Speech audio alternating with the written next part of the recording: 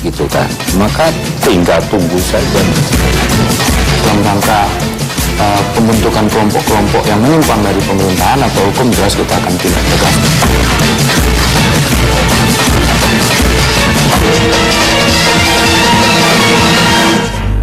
Pemerintah secara resmi telah melarang eksistensi dan aktivitas kelompok Islamic State of Iraq and Syria atau ISIS di Indonesia. Namun pendukung ISIS rupanya tetap saja berkembang, entah sembunyi-sembunyi atau bahkan terang-terangan. Buktinya akhir tahun 2014 muncul video ancaman di internet terhadap aparat keamanan. Dan di awal tahun 2015 ini kemudian terbit undangan pengajian besar yang diduga berkaitan dengan jaringan ISIS di Indonesia. Ya, tuduhan ini bukan tanpa alasan, meski tidak ada kata ISIS dalam undangan itu. Hanya saja simbol-simbol yang diduga berkaitan dengan ISIS menghiasi poster undangan.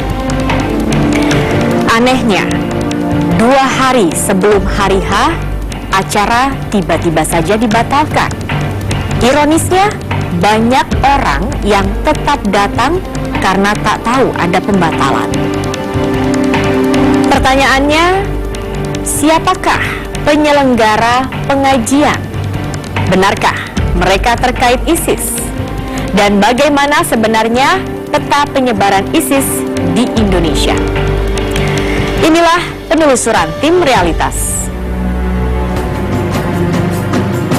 Pekan terakhir tahun 2014, atau tepatnya 24 Desember 2014, seorang pria yang mengaku anggota ISIS Indonesia mengunggah sebuah video yang berisi ancaman terhadap Panglima TNI dan Kapolri. Pesan ini saya tujukan kepada Muldoko, Panglima TNI, ya, laknatullah alaih, dan Polri dan Banser. Ya, kami menunggu kedatangan kalian. Kami telah mendengar bahwa kalian menginginkan untuk membantu pasukan koalisi untuk melenyapkan daulah khilafah ini. Ketahuilah bahwa sungguh kami bahagia sekali mendengarnya, karena itu berarti insya Allah pertemuan antara kami dan kalian disegerakan oleh Allah Subhanahu wa Ta'ala, dan dialah zat yang maha kuat. Dalam video yang diunggah oleh akun Al-Fakir Ibnu ini juga ada bagian yang berisi tantangan untuk sejumlah pihak. Itu berbagai instansi juga disebutkan di situ ya. Jadi semua sedang mendalami itu di mana dibuatnya, kapan diunduhnya, lewat mana unduhannya, siapa mereka itu masih dalami. Ya, meski hanya sebuah video ancaman berbahasa Indonesia yang mengaku anggota ISIS di luar negeri, namun berpengaruh bagi mereka yang menjadi simpatisan ISIS di negeri ini. Faktanya, 6 hari pasca beredarnya video ancaman ISIS pada Panglima TNI dan Polri, 30 Desember 2014, muncul undangan tabligh akbar di Semarang, Jawa Tengah yang diunggah oleh situs almustakbal.net. Memang dalam undangan pengajian ini tak ada satupun tulisan ISIS, tapi dalam poster pengajian yang akan digelar pada tanggal 11 Januari 2015 itu ramai dengan simbol-simbol yang diduga dekat dengan ISIS, serta ada foto-foto pejuang padang pasir, salah satunya foto Usama bin Laden. Inilah yang menarik untuk disimak. 9 Januari 2015, tim Realitas bergerak ke Semarang, Jawa Tengah. Berbekal undangan tabligh akbar yang beredar di internet, tim Realitas menelusuri jejak penyelenggara acara ini. Kota pertama yang disinggahi tim Realitas adalah Subang, Jawa Barat, karena salah satu pembicara dalam pengajian 11 Januari 2015 itu tercantum nama Ustadz asal Subang, Khairul Anam, Mudir Mahat Tahfidz Ul Quran Subang. Nggak ada, Khairul Anam Mudir nggak kenal. Nggak kenal? Nggak. Gitu, berarti nggak tahu ya Pak ya, nama Pak Ustadz ini ya Pak ya, Khairul Anam ini Pak ya? Tapi dia pengusaha ini, pengusaha apa? Pupuk. Pengusaha? Pupuk. Pengusaha pupuk.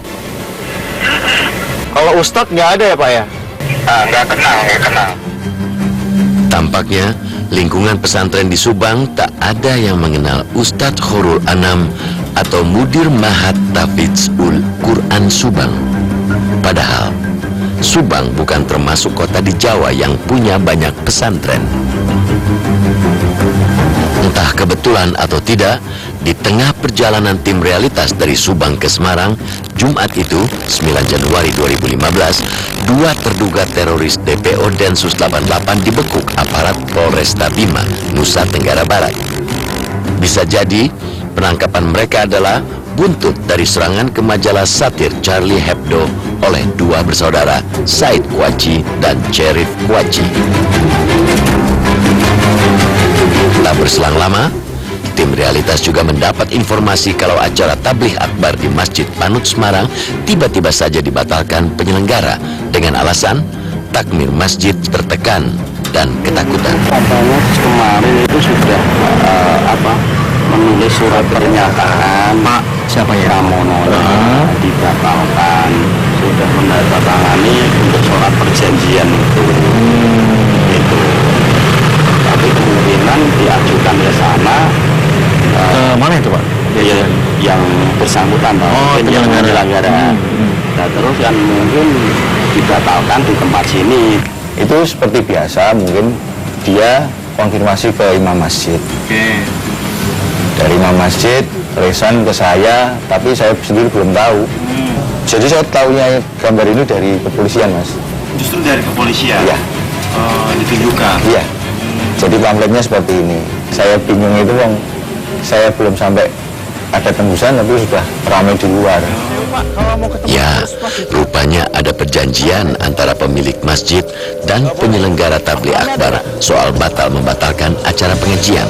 Padahal acara tabligh akbar itu terlanjur menuai pro dan kontra di kalangan masyarakat. Ini tulisannya khas banget. Ini khas banget ISIS. Tidak ada dalam simbol-simbol kelompok-kelompok jihadis yang lain yang menggunakan simbol dengan gaya tulisan seperti ini. Ini khas milik ISIS gitu kan. Coba kalau kita lihat bendera ISIS, tulisan la ilaha illallahnya tidak seperti la ilaha illallah dalam bendera Saudi Arabia, tapi khas seperti ini. Nah, meskipun demikian, saya kira meskipun misalnya mereka yang datang tuh bukan orang-orang ISIS langsung gitu kan, tapi kita kan juga harus mencurigai mereka dan siapapun orang yang melakukan pembelaan terhadap ISIS, mereka patut diduga mereka adalah minimal simpatisan ISIS, kalau bukan anggota ISIS gitu kan. Entah ini sebuah kebetulan atau bukan, acara pengajian ini selalu dikaitkan kegiatan ISIS. Celakanya lagi, ada bisik-bisik yang mengatakan tabligh akbar itu juga proses pembayatan seperti yang pernah terjadi di kampus UIN Ciputat. Kalau persoalan pembayatan itu terserah masing-masing. Yang kita khawatirkan itu justru jauh, bukan hanya sekedar pembayatan, tapi implikasi dari pembayatannya itu. Ketika mereka sudah berbaiat untuk mendirikan Islamic State gitu kan, maka tinggal tunggu saja bagaimana nasib negara kesatuan Republik Indonesia dan bangsa Indonesia ini gitu kan. Tujuan penyelenggaraan pengajian ini ya tidak ada tujuan untuk penggalangan pendukung ISIS ataupun mengadakan baiat di situ. Dan ini adalah giliran dan waktu yang tepat untuk membuktikan kalian dengan Pancasila sakti kalian. Kalian mengatakan Pancasila sakti, ta'al. Kami tunggu kedatangan kalian. Sewaktu itu juga kan muncul di dunia maya tentang pernyataan Abu Jandal.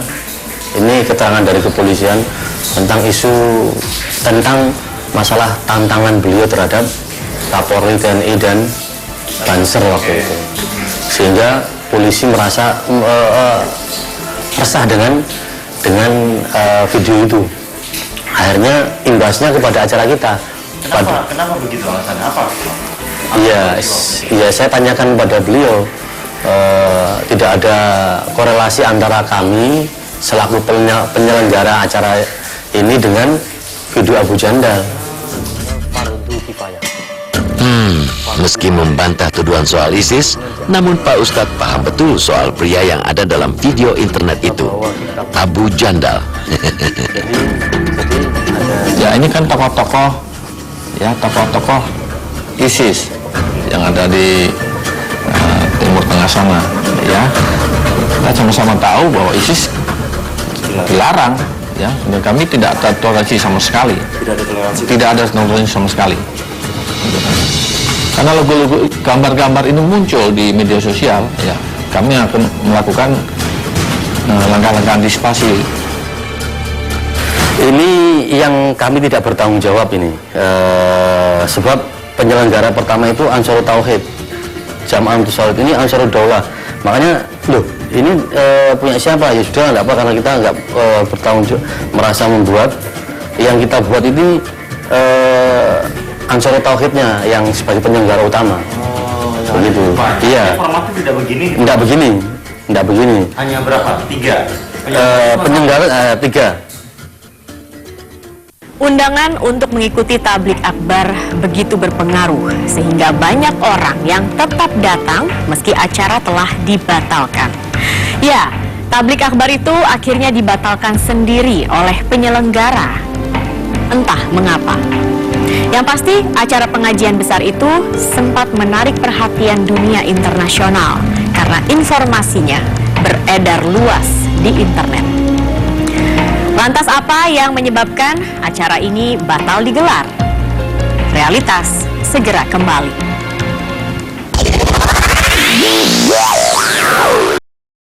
Ya, tetapi ini seperti dikait-kaitkan dengan isu-isu yang terjadi di Timur Tengah. Jadi Sejak beredarnya undangan tabligh akbar di internet dan jejaring sosial, Muhammad Arifin, Amir JAT Semarang terpaksa mondar-mandir ke kantor polisi untuk menjelaskan ke para pimpinan daerah di wilayah Semarang terkait kegiatan yang akan diselenggarakannya itu. Kalau ini diselenggarakan kemudian dengan hawa yang seperti ini, saya takutnya nanti akan terjadi istilahnya perkelahian atau perselisihan antara panitia dengan pihak-pihak yang disebut di video Abu Jandal tersebut, katanya seperti itu. Kemudian sebagai pihak kepolisian kita akan menjaga itu supaya tidak terjadi keributan, ya, perkelahian antara kaum muslimin, katanya seperti itu. Sebab yang isunya yang mau mendatangi acara kita ini malah dulu dari pihak-pihak yang disebut dalam acara video Abu Jandal itu. Ya, kami sampaikan hasil pertemuan kami dengan eksternal tadi, ya. Kemudian dari pertemuan itu, ya, mempertimbangkan mudarat dan manfaatnya, pihak penyelenggara membatalkan. Jadi bukan pihak kami membatalkan, pihak penyelenggara membatalkan. Yang kegiatan pertemuan kepolisian dengan diantaranya itu, ya, karena banyak menolak, gitu ya, masyarakat menolak, ya. Kami mengakomodir informasi-informasi yang kami terima, dan kami juga punya dasar hukum untuk melakukan pencegahan dan tindakan. Tentu saja Pak Polisi tak mengizinkan acara tabligh akbar itu. Bisa jadi inilah langkah pencegahan yang sudah diatur pimpinan di Jakarta. Faktanya, 2 hari berturut-turut polisi menangkapi terduga teroris di Indonesia Timur.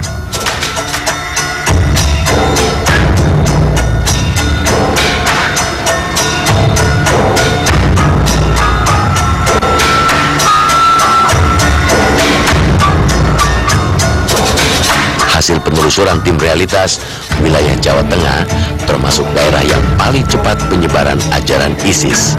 Berbagai upaya pencegahan pun sudah lama dilakukan di daerah ini. Dalam hitungan Jawa Tengah itu tidak termasuk besar, gitu kan, meskipun bibit-bibit itu sudah ada, gitu kan. Ijen misalnya di sana itu ada sebuah pesantren di Mijen itu ada sebuah pesantren cabang dari Ngeruki misalnya gitu kan. Jadi di Uleri juga ada, kemudian nah kebetulan Masjid Pak Panut ini kan tadinya masjid yang tidak bertuan, kemudian mereka masuk sesuai dengan petunjuk dari atas. Kita selagi itu kegiatan tidak terkait dengan kelompok-kelompok radikal dan lain sebagainya, murni memang itu pengajian, kita tidak pernah larang, dan bila itu tidak melanggar hukum silakan saja, nggak ada masalah. Namun kalau sudah ada keterkaitan dengan itu atau ada keinginan-keinginan untuk melakukan penggalangan dalam rangka pembentukan kelompok-kelompok yang menyimpang dari pemerintahan atau hukum, jelas kita akan tindak tegas dan kita lakukan bersama-sama dengan teman-teman Polri. Kalau kita lihat di sini yang akan berbicara Ustadz Fauzan Al-Mubarok ini kan tangan kanannya Ustadz Abu Bakar Bashir gitu kan, dan dari Solo, dari Sukoharjo ini, dari Ngeruki gitu kan, kemudian ini dari Ustadz Heru Anam ini juga dari mana, Purwakarta, Subang, yang juga kelompok jihadis gitu kan.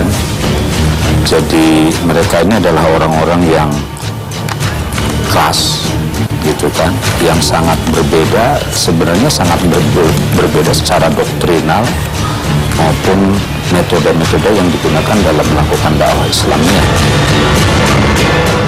Meski aparat keamanan tidak merekomendasikan acara pengajian besar itu digelar, namun penyelenggara pengajian tetap mengupayakan izin lagi untuk waktu yang lain. Mereka hanya menunda acara karena tak ingin undangan pengajian yang kemarin itu dikaitkan dengan video ancaman ISIS yang beredar akhir tahun 2014. Seperti apakah sebenarnya bentuk pengajian yang dimaksud? Realitas segera kembali.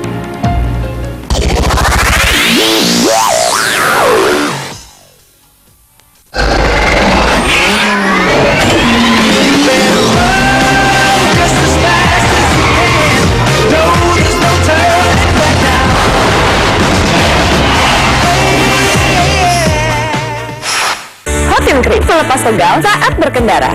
Hotin aromaterapi, wanginya bikin rileks. Hotnya in sampai ke dalam. Kini ada Hotin Pump, praktis tinggal pencet. Enak buat pegel-pegel. Hotin Krim, nggak lengket tanpa bekas.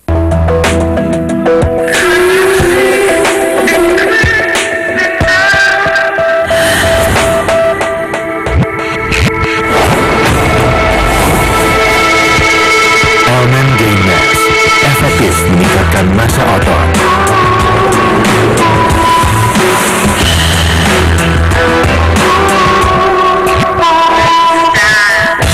Trust me, it works.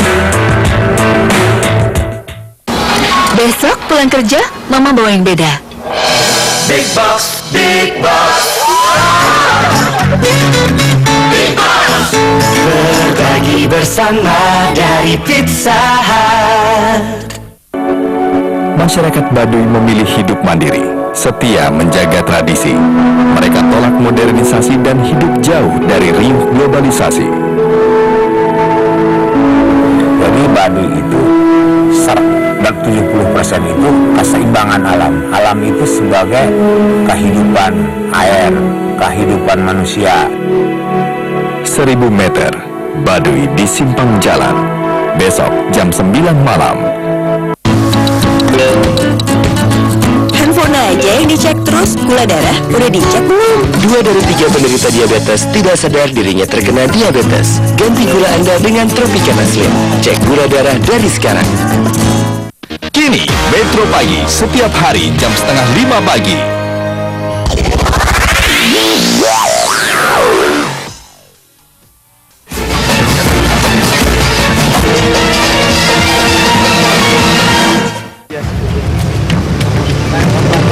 Begitu derasnya penolakan dari masyarakat serta tekanan dari aparat keamanan perihal kegiatan tabligh akbar tak membuat panitia penyelenggara menjadi patah arang.